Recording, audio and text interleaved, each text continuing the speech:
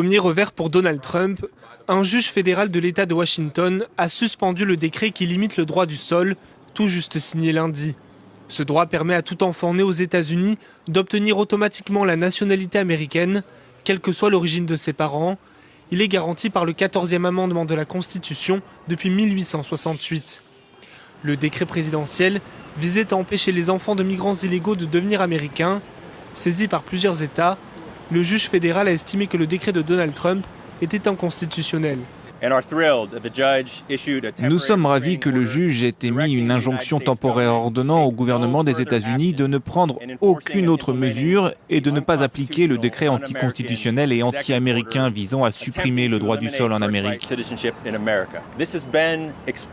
Ce droit a été expressément déterminé par la Cour suprême des États-Unis. Le Congrès et de nombreux dirigeants l'ont examiné et approuvé.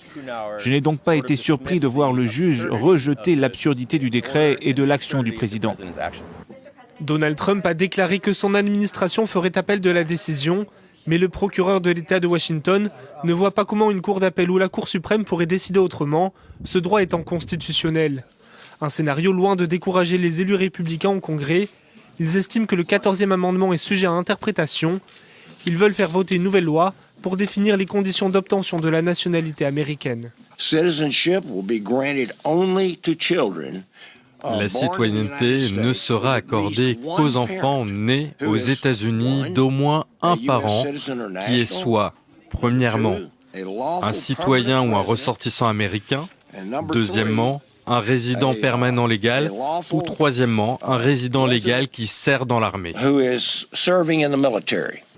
Même si elle est votée, la question de la constitutionnalité finira par se poser.